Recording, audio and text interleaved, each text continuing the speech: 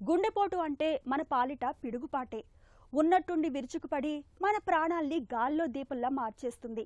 ప్రాణాల మీదకు వచ్చే ఇలాంటి విపత్కర పరిస్థితుల్లో మనం ఆగమేఘాల మీద స్పందించినప్పుడే ఆయువు పట్టు లాంటి గుండెను కాపాడుకోగలం. ఆలస్యం అవుతున్న కొద్దీ గుండె కండరం చచ్చుబడిపోతూ ఉంటుంది. ఇలాంటి విపత్కర పరిస్థితుల్లో వేగంగా ఆసుపత్రికి చేరగలగడంతో పాటు అంతే వేగంగా చికిత్స పొందగలగాలి.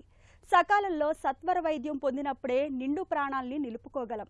గుండెపోటుకు గురైన ఆపద సమయంలో ఏం చేయాలో, ప్రథమ చికిత్సగా ఎలాంటి చర్యలు తీసుకోవాలో ఇప్పుడు తెలుసుకుందాం.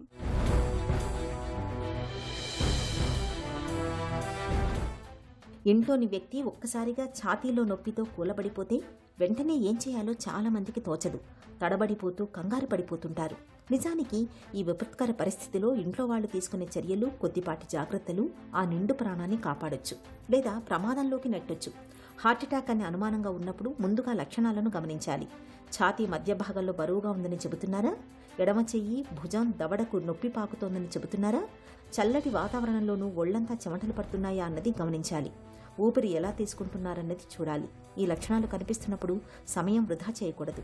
వంటింటి చిట్కాలు, సోడాలు, మసాజులు ఇవన్నీ కాలహరణం చేసేవే.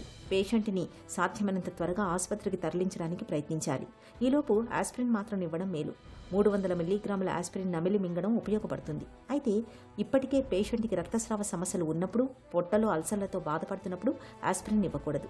ఆస్పిరిన్ ఇవ్వడం అనేది ఆసుపత్రికి వెళ్లేలోపు సహాయం మాత్రమే, పూర్తి చికిత్స కాదు. ఆస్పిరిన్ అనేది రక్తం గడ్డకట్టకుండా కొంత రక్షణ ఇస్తుంది.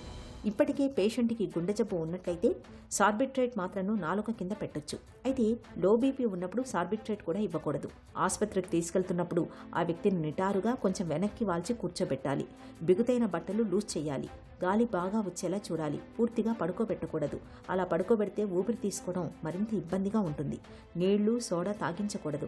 గ్యాస్ టాబ్లెట్లను మింగించకూడదు. ఆయిల్ మసాజ్ చేయడం, పేషెంట్ని నడిపించుకుంటూ ఆసుపత్రికి తీసుకెళ్లడం చేయకూడదు. అంబులెన్స్ లేదా ఏదైనా వాహనంలో తీసుకెళ్లాలి. ఈ జాగ్రత్తలు పేషెంట్కి చాలా వరకు ప్రాణాపాయాన్ని తప్పిస్తాయి.